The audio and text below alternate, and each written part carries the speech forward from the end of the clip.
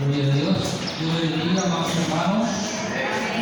Vamos a abrir nuestras Biblias del libro de Mateo, capítulo 5. El Señor nos regala una palabra para este día. Bendito sea Jesucristo. Mateo 5. Las bienaventuranzas, las conocemos bastante, las hemos de pronto escuchado muchas veces, leído y todo ello, pero la palabra de Dios es infinita, el conocimiento que es la palabra, así que cada día Dios nos va a dar una revelación nueva. Amén. Entonces vamos a leer Mateo capítulo 5.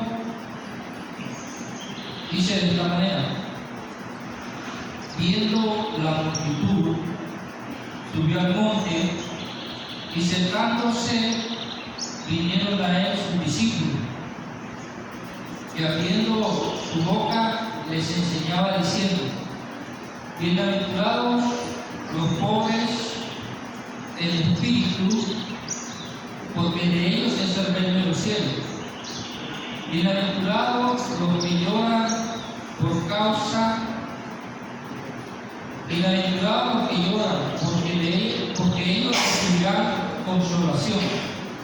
Bienaventurados los mansos, porque ellos recibirán la tierra por heredad. Bienaventurados los que tienen hambre y sed de justicia, porque ellos serán saciados. Bienaventurados los misericordiosos, porque ellos alcanzarán misericordia. Bienaventurados los de limpio corazón, porque ellos verán a Dios.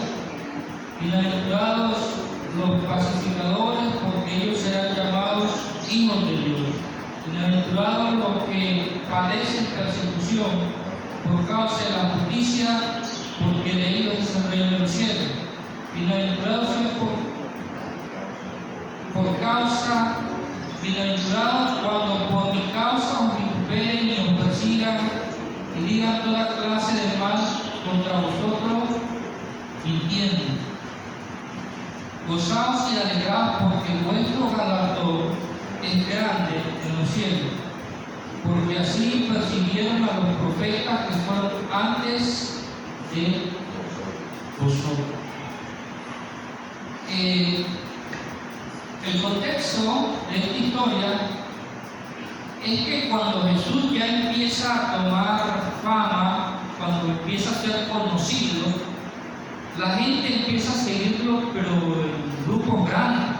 O sea, mucha gente, imagínense usted un predicador que mueva prácticamente a todo el pueblo.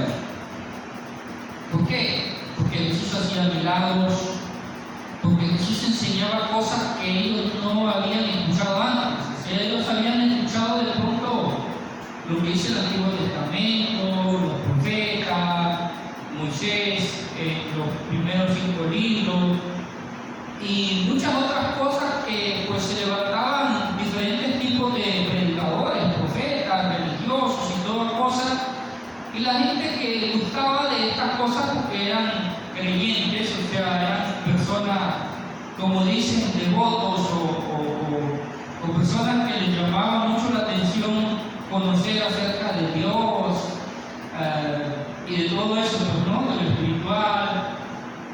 Entonces siempre estaban ellos ahí con el oído atento, queriendo saber, aprender, conocer.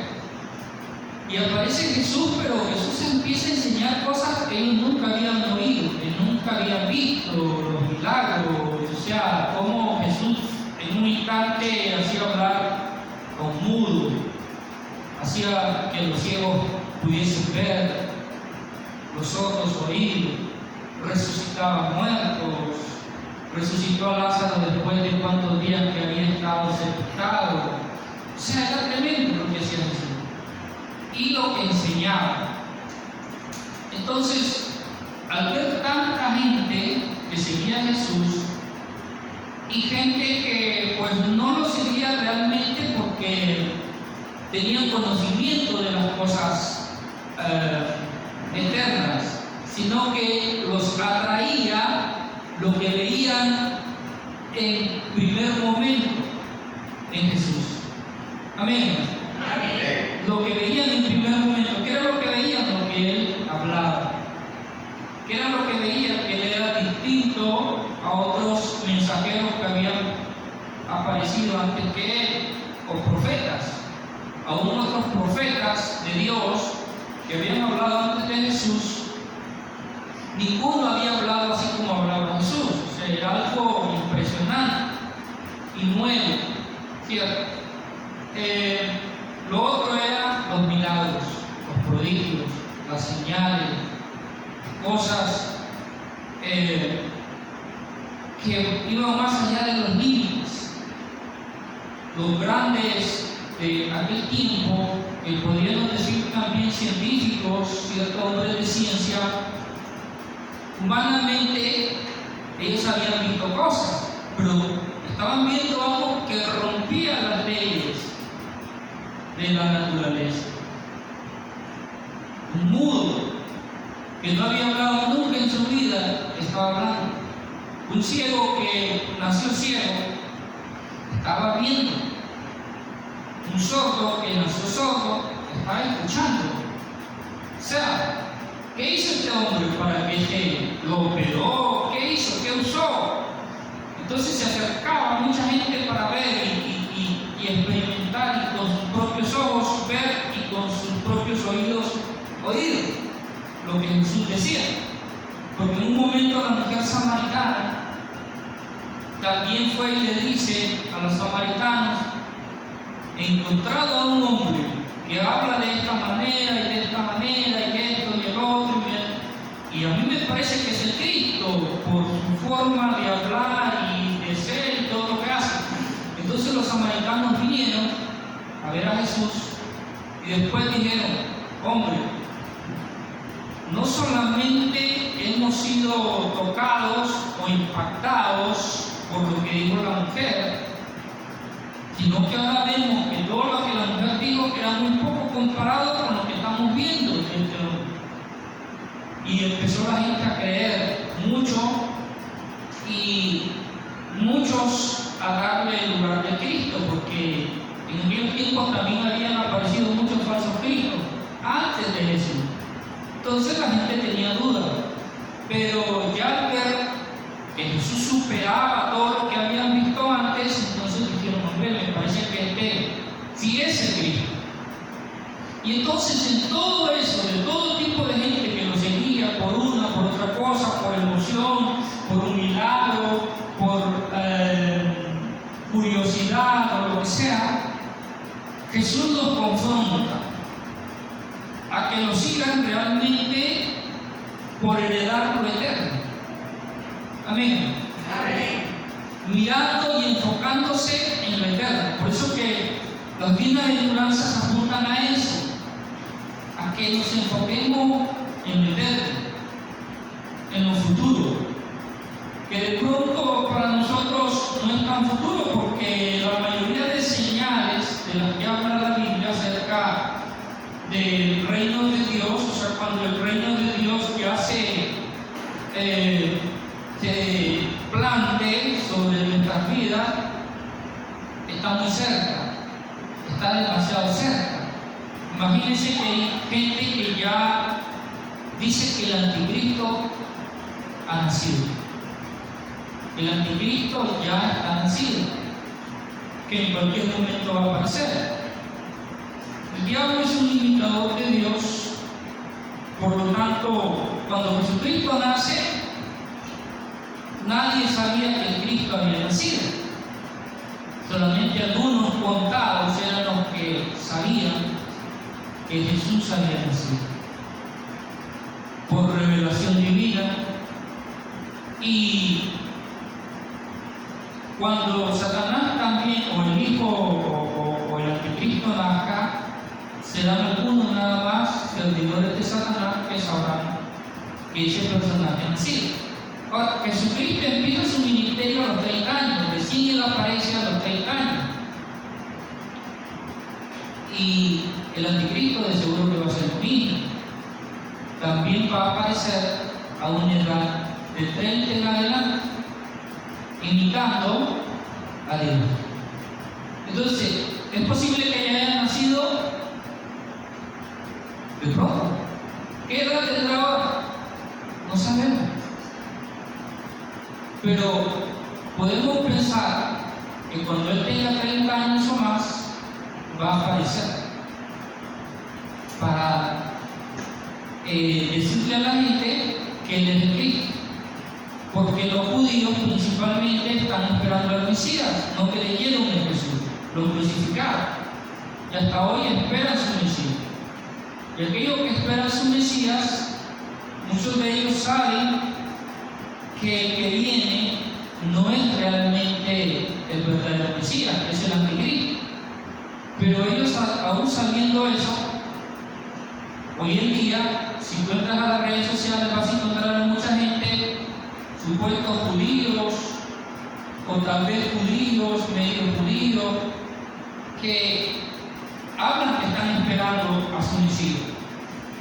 Y predican en las redes sociales y dicen, no, Jesucristo, o el Cristo, el cristiano, ese Cristo, no sé qué, no es nuestro Mesías. Nosotros estamos esperando a nuestro Mesías. Y podemos pensar que estos personajes también son instrumentos de Satanás, disfrazados de judíos o de mensajeros de Dios, porque la Biblia dice que se levantarían muchos falsos profetas. Amén. Amén. Entonces, volviendo a las bienaventuranzas, Jesús sale a confrontar a toda esa masa de gente y a decirle, ustedes me están viendo a mí aquí haciendo prodigios, milagros, señales y hablando del reino y todas esas cosas, pero sepan que el reino de los cielos lo van a alcanzar aquellos que se atrevan a soportar todo lo que venga contra él. Y él empieza diciendo, bienaventurados los pobres en espíritu, porque de ellos, ¿qué cosa? Es el reino de los cielos. Y está hablando de la humildad en sí. Cuando uno analiza con cuidado qué dice el traductor, porque en realidad lo que tenemos aquí es algo traducido del hebreo o del griego al castellano o al español. Entonces el traductor trata de usar palabras que sean fáciles a nuestro entendimiento. Pero si vas al original te encuentras que está hablando especialmente de la humildad. Amén. Que habla de muchas cosas, pero que está hablando especialmente de la humildad. Cuando tú analizas con cuidado qué quiso decir Jesús, está hablando de la humildad. Pobre en espíritu. Humildad. Mira cómo empieza la primera de las bienaventuranzas refiriéndose a la humildad. ¿Por qué? Porque el ser humano, en su naturaleza humana, en su vieja naturaleza, en su yo personal, hay mucha arrogancia, soberbia, altivez. Estamos acostumbrados a que si alguien nos pega en una mejilla, nosotros le caemos a puño. ¿Cierto? Estamos acostumbrados a eso, o sea, no nos enseñaron humildad. Entonces, cuando Jesús empieza las bienaventuranzas, dice, por ser humilde, te va a tocar poner la otra mejilla. Pero bienaventurado el que pone la otra mejilla. Por ser humilde te van a quitar lo que es tuyo. Y el Señor dice, de pronto, no entres a pleito por eso. Sufre la injusticia, pero bienaventurado por sufrir la injusticia. Amén. Amén. ¿Qué más? Son muchas cosas que encontramos en ser humilde. En ser humilde te van a pisar los callos y vas a tener que quedarte quieto. La gente de alrededor te va a menospreciar, insultar, querer manipular y hacer contigo muchas cosas, hacerte sentir poca cosa. El enemigo, usando a esta gente, va a tratar de humillarte, de de que tú te sientas poco valioso. Y va a estar ahí contra ti esos dardos día a día. La gente que te envidia, la gente que va a sentir celos de ti, la gente que te rodea y ve tu felicidad y quiere acabar con tu felicidad. O sea, te vas a enfrentar a todo eso. Pero ¿qué dice el Señor? Mantente humilde, callado, esperando y confiando en Dios. Sí, te va a doler, no es fácil, no es sencillo, pero bienaventurado será. O sea, mirando al futuro.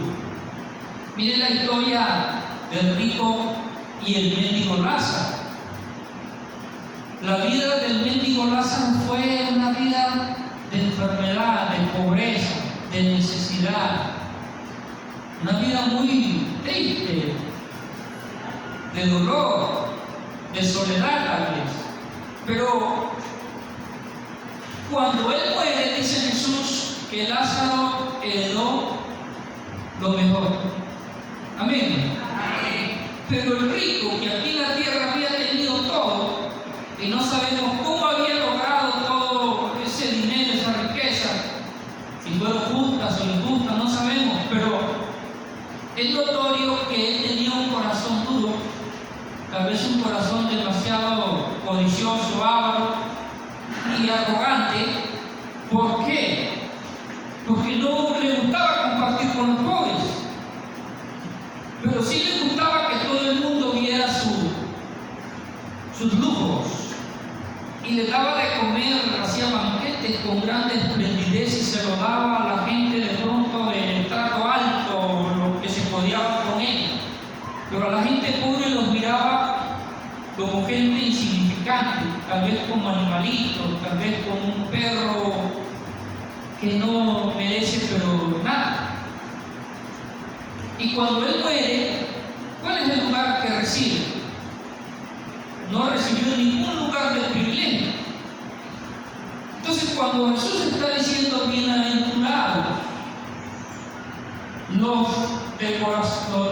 dicen bienaventurados los pobres en espíritu, se está refiriendo a aquellas personas que tienen sensibilidad para hacer algo por los demás.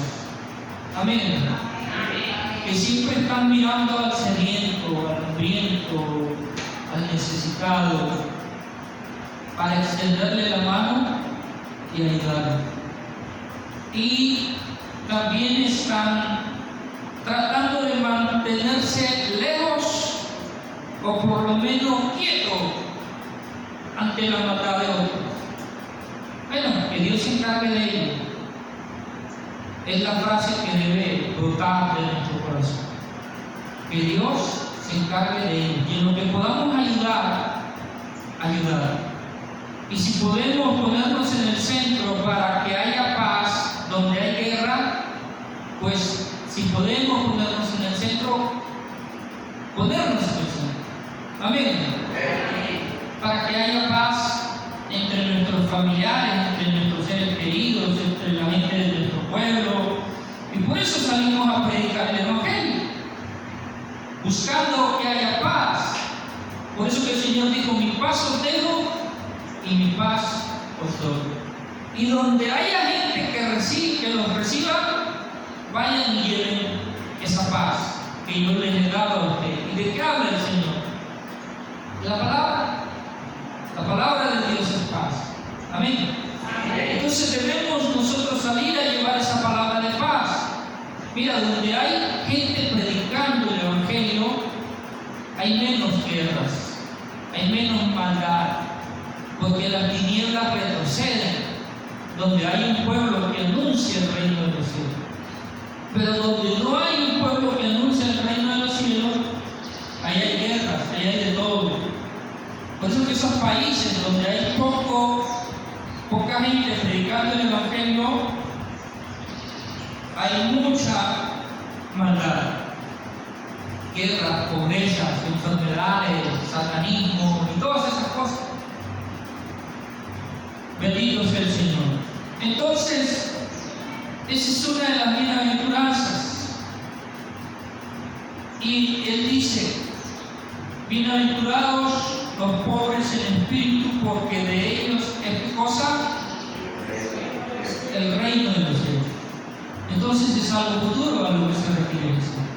Pero dice, padece un poco aquí, padece un poco aquí, padece las injusticias, padece el dolor que te toque vivir, cualquier cosa que te toque padecer, padécela.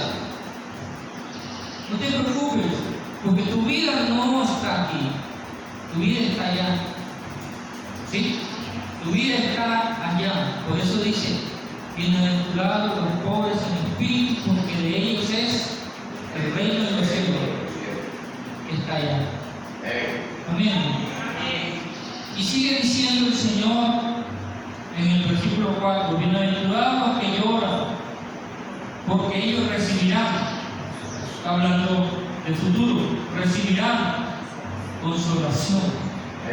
Por eso dice la Biblia en Apocalipsis 21, porque Dios enjugará toda lágrima. Quiere decir que el día que estemos allí ya no volverás a llorar jamás. Amén. Amén. Así que el que le gusta llorar, que llore aquí todo lo que quiera llorar, que allá ya no va a poder llorar. Ella es la que está soportada. Si te gusta llorar, llora aquí todo lo que quieras. Porque ella no va a poder llorar. Miren, tremendo, ¿cierto? Aquí nos toca llorar. Nos toca llorar. Es verdad, el mismo Jesús lloró. Miren, hermano. Así que, si el mismo Señor lloró, pues es de hecho que nos va a tocar llorar también a nosotros. Y él sí padeció, es verdad. A veces nosotros lloramos de cualquier cosa, como niño malcriado, niño pechuchón. Como dicen acá, que cualquier cosa lloramos. Pero el Señor sí lloraba porque en realidad él sentía en lo más profundo de su ser dolor, angustia. Y eso lo llevaba a llorar. Bendito sea Jesucristo. El versículo 5 dice, bienaventurados los mansos, porque ellos recibirán ¿qué cosa? La tierra por heredad. Pero está hablando de esa tierra de Apocalipsis 21, donde dice cielo nuevo y tierra nueva. No está hablando de esta que vivimos hoy, que ya está deteriorándose, que está agonizando este mundo en el cual vivimos. Dios tiene un nuevo mundo para nosotros. Entonces dice el versículo, bienaventurados los mansos, las personas, cuando hablamos de ser manso, significa de ser maduro, o sea, en tu forma de pensar, en tu forma de sentir, en tu forma de razonar. Manso, habla de madurez. Una persona madura, como Jesús, como los apóstoles cuando llegaron a cierto nivel de madurez. Pablo, por ejemplo, se volvió un hombre totalmente pacífico después que mataba a los creyentes. Se volvió un hombre pacífico. ¿Por qué? Porque llegó a un nivel de madurez. Él mismo dice, cuando yo era niño pensaba como niño, actuaba como niño. Pero ya ahora que he alcanzado madurez, ¿cierto? Ya no pienso igual, ya no actúo igual. Madurez. La madurez lleva al hombre a convertirse en una persona manso de corazón. O sea, ya no actúa locamente, ya no actúa desesperadamente, ya no actúa impulsado o motivado por algo, por alguien. O sea, ya no actúa por emoción, sino actúa por conocimiento. Es la diferencia. Amén. Por conocimiento. Entonces, realidad Jesús está hablando aquí de la madurez, que nos lleva a actuar de la forma más correcta posible en cualquier situación en la que tenemos que enfrentar a Dios, como padres, como hijos, como vecinos, como ciudadanos. Porque en el momento que a Jesús le dijeron, Señor, tienes que pagar impuestos, él dijo, bueno, los voy a pagar, aunque soy el dueño de este mundo y me están cobrando impuestos, pero para evitar líos y problemas, aquí está, lo pago y pago los impuestos. Evitándose qué problemas, porque él era manso. Él hubiera dicho, no le voy a pagar nada, yo soy el Hijo de Dios, yo soy Dios mismo, yo he creado este mundo, así que no les pago nada, y el que se pone bravo lo manda al infierno. Pudo haber dicho eso y pudo haber hecho eso, pero él dijo, no, ¿para qué me voy a crear un problema donde no es necesario? Pago y listo, se acabó el lío. Y pago el impuesto. Eso se llama hacer ¿qué cosa? Pacífico, manso.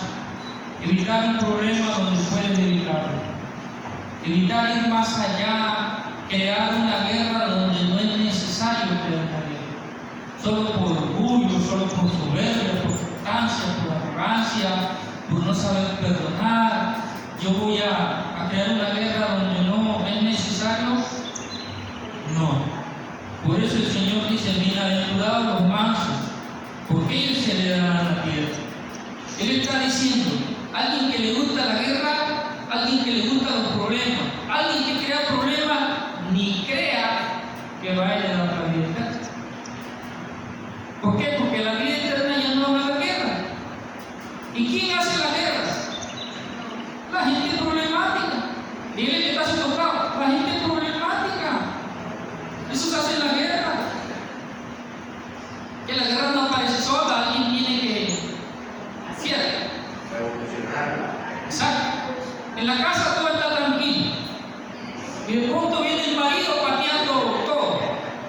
Crea una guerra donde no es necesario, ¿cierto? De pronto él tuvo un problema en la calle, pero que ese problema se quede allá. ¿Por qué tiene que traerlo a la casa?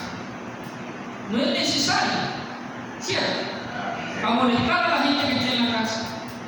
No. Entonces mira lo que el Señor está diciendo. Cuidado con que se te ocurra ser de los que hacen guerra, de los que echan leña al fuego, de los que se meten en problemas ajenos, de los que les gusta estar en lío. No. Porque esos no van a heredar el reino de los cielos. Los que van a heredar el reino de los cielos son los que les gusta vivir en paz, en armonía con la gente que los rodea, en tranquilidad, aunque les cueste lo que les cueste, mantener la tranquilidad, se van a esforzar. Y eso es lo que hizo Jesús cuando pagó el impuesto que les pidieron que pagar. Y les dice al pueblo judío, les dice, si los romanos te quitan algo que es tuyo, tú entres a pleito, porque Roma era el que gobernaba en aquel tiempo.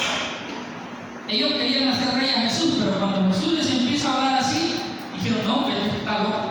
Nosotros que queremos desaparecer a los romanos, y este viene a decirnos que no, que les paguemos los impuestos, y que esto, y que lo otro, y que le dé al César lo que es del César, y que no sé qué. No, ya no lo queremos como rey. Vamos a desaparecerlo porque está en contra de todo lo que nosotros tenemos en mente hacer, de todos nuestros proyectos, de todos nuestros propósitos. Está en contra, así que vamos a desaparecerlo. Porque cuando Jesús viene, el mundo está en tinieblas. ¿Qué hablamos o qué queremos decir cuando usamos la palabra tinieblas? Se refiere que a todo el mundo está en pecado. La gente pobre, Roma, que es el imperio, Israel, que es el pueblo de Dios, pero también estaba en pecado, los sacerdotes estaban en pecado, los ricos estaban en pecado, mujeres, hombres, jóvenes, viejos, todo el mundo estaba en pecado. Por eso dice la Biblia que el mundo estaba en ¿qué? En tinieblas. ¿Y que cuando Jesús aparece, Jesús no aparece a meterse contra Roma. Jesús no aparece a meterse contra los sacerdotes. Jesús no aparece a meterse contra los ricos. Jesús no aparece a meterse. Jesús viene a desnudar el pecado del mundo. A desnudar el pecado. La gente que no entendía se ofendía. Pero Jesús no buscaba ofender a la gente, sino a decirle: hombre, ¿no te das cuenta que estás sin pecado? Hombre, deja el pecado para que heredes el reino de los cielos. Eso es lo que Jesús estaba haciendo. Es como cuando una persona, mire el ejemplo que les voy a poner. Una persona está subida de peso, ¿cierto? Y la mandan al médico porque tiene colesterol alto, triglicéridos, azúcar alta, mejor dicho, debería pesar 50 y está pesando 80. Entonces está demasiado subido el peso. Y va donde el médico, y el doctor, el médico le dice: mira, tienes que dejar de comer esto y esto y esto y esto, y la pone en la balanza y la pesa y le dice: tienes 30 kilos de grasa. Ni siquiera es músculo, son 30 kilos de grasa que tienes encima. Y te va a dar un infarto y te vas a morir y esto y el otro, y la persona se pone bien brava. ¿Qué me estás diciendo, gordo? ¿Qué me estás diciendo, choncho? ¿Qué? ¿Y qué? Y se pone brava con el doctor porque le está diciendo las cosas como son, ¿cierto? Deja de comer esa basura que estás comiendo, esa comida chatarra, esos perros calientes, y no sé qué, y la coca loca, y esto, y y la persona brava ahí está. Y si no, la persona dice: no, si yo no como nada de eso, sino que esto es natural, yo tengo así como que una enfermedad que ni mastico una cosita y ya me inflo, no sé qué me pasa. Y mentira. Lo que come, hasta dormido come y dice que no come. Porque quiere, ¿cómo es que se llama? Esconder ese burla que tiene de estar come, ¿cierto? Es como el borracho también. El borracho dice que él no toma. Decía un borrachito: no, yo solamente una vez en mi vida me emborraché. Una. Ahora tomo, pero nomás es ya para matar el guayabo. Así. Imagínate. El drogadito también: no,